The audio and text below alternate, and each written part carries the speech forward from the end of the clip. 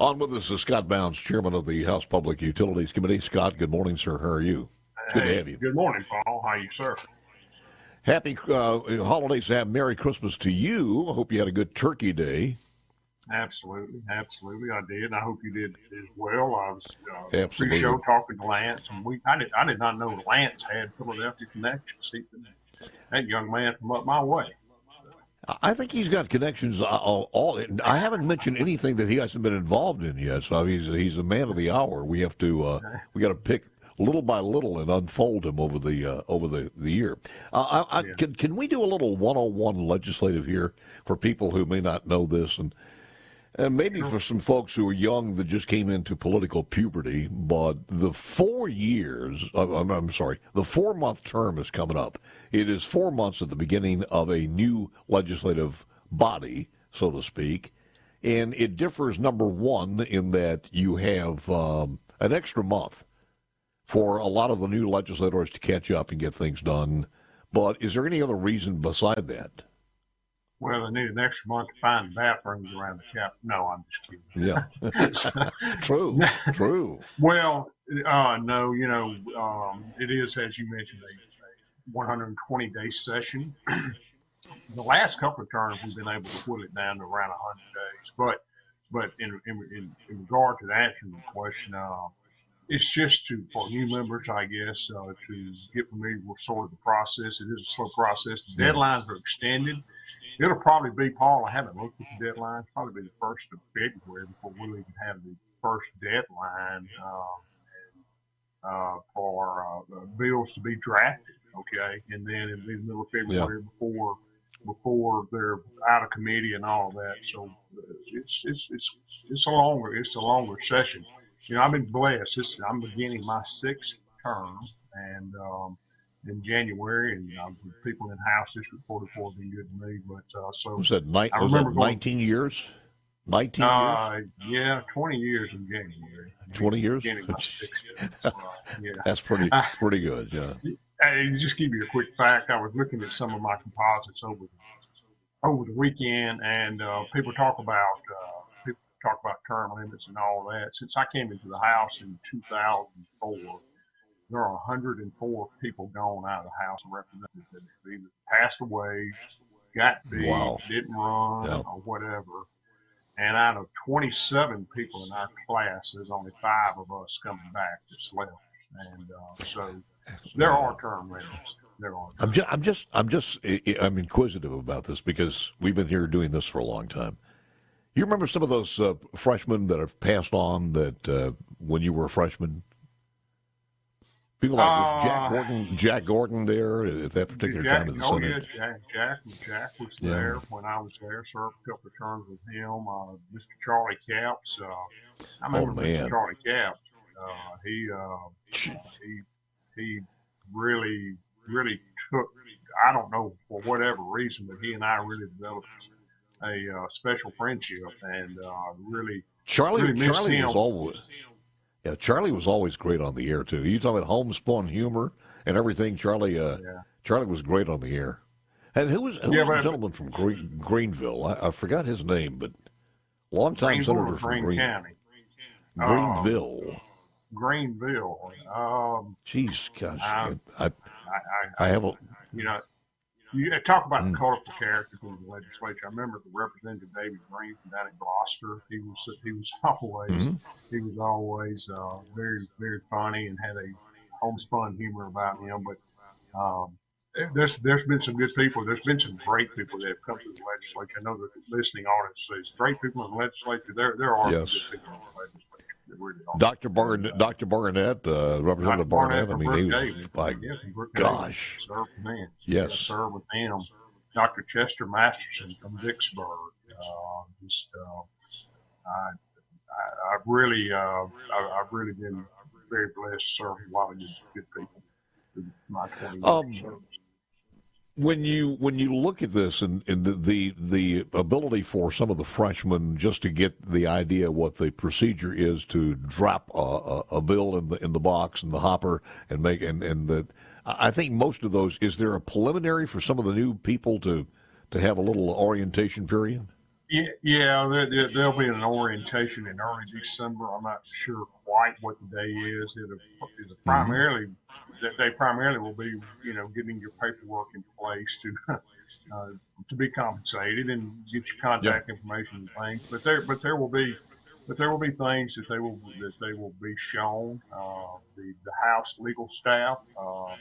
Will show them the rules or the rules and procedures to file bills and how they're to be done and all of that, and show them legal services office and meet with the attorneys and things like that. Yeah. So, but yeah, there's a day long orientation. But I'm gonna tell you, Paul, you can go through all the orientation you want, but you got to you got to learn the job, and you got to see the process in place. And until you Yeah. have committee meetings and then you go to the floor and have debate. That's where you learn, and that's where you learn the rules. You can study the rules all you want to, but you got to see the rules in play and the rules, procedural rules in the House and the Senate, whichever. But When yeah, will it's a when will process.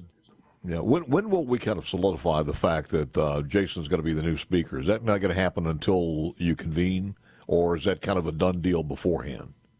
Well, I would say it's a done deal beforehand. There are not any, to my knowledge, there's no one that is challenging Jason, Hmm. Representative White, for the speaker's role, and I feel that the Republican conference will be meeting soon to affirm that.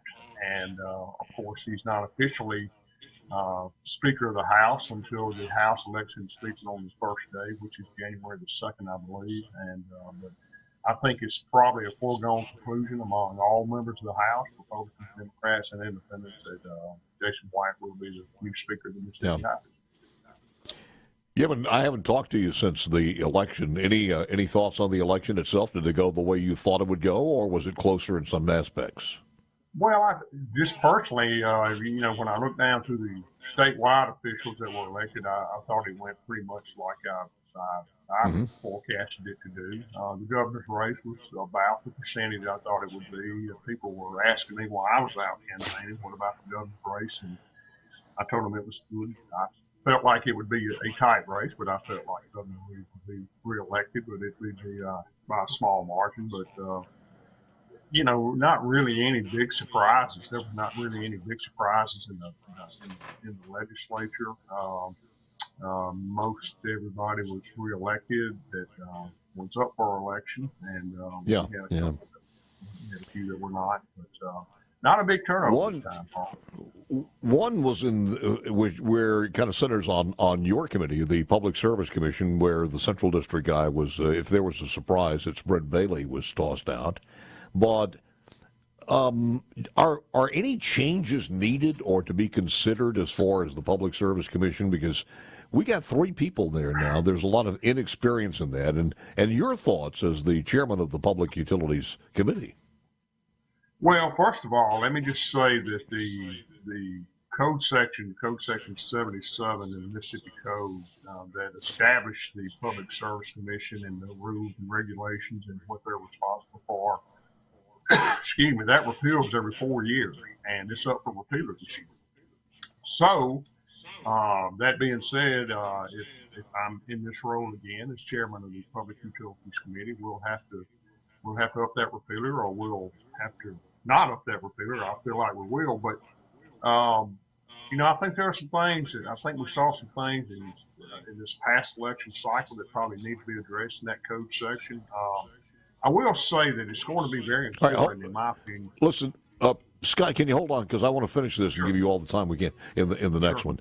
If sure. the repealer is not approved, that means the PSC goes away. That means it goes. PSC is dissolved. But you did say that you thought it would be approved again, but you said there's some changes. Can you tell us about those changes you think that are Well, needed? well. Let me tell you, there's the, the code section 77-1-1 that establishes the Public Service Commission says that the commissioners shall be elected every 4 years from each of the three Supreme Court districts. Now, keep in mind, Paul, that there's only a handful of states that elect public service commissioners now, or utility regulators, or whatever. I've always heard conversation and chatter around the Capitol that we need to we need to do away with that elected, let that be an appointed position, staggered. That may be a conversation. I can't tell you that I've got legislation drafted to do that or anything, but right now, I think the important thing is you got 3 new commissioners coming in. You got Representative Chris Brown coming in from the north, Representative Stamps coming in from the central, and Mr. Wayne Carr coming in from the south. So you got 3 new commissioners right now. So I think it's going to be very important, first of all, that the general staff of the Public Service Commission is maintained for these guys to learn what goes on. Now they can choose their own staff or chief of staffs, investigators, and things like that. But the general staff of the PSC needs to, I think, be maintained. It's got to be consistent because we do have 3 new members coming in that are all very capable. Of course, I've served with Representative Brown, Representative Stamps, and I know they're very capable. I've met Mr. Carr at one event, the Center for Public Policy. They had an event on green energy, and I went to it and had the opportunity to meet him, and I think he's very capable. Mm-hmm. But we were looking at some of the things that, and just looking at the statute, 71-111 talks about the gratuities and gifts and things like that, or who can give them campaign contributions. This is a very broad statute. Okay, very broad.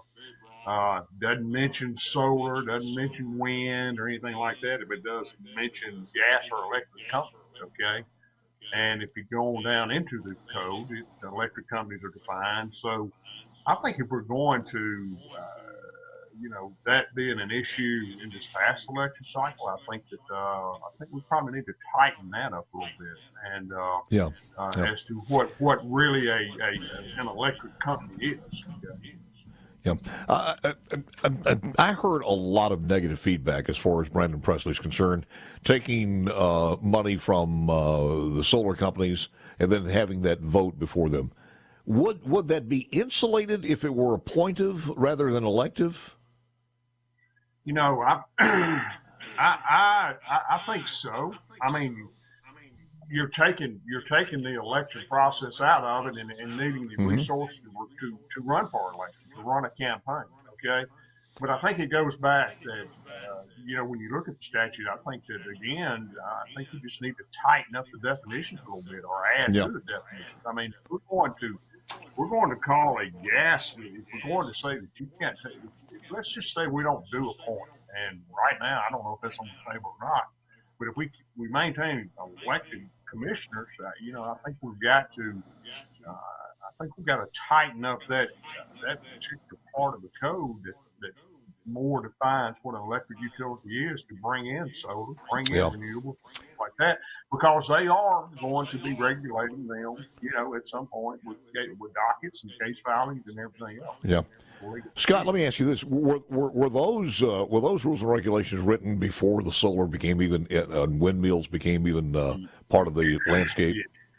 Yeah, Paul, they were, and it predates me. I'll tell you that it predates me, but.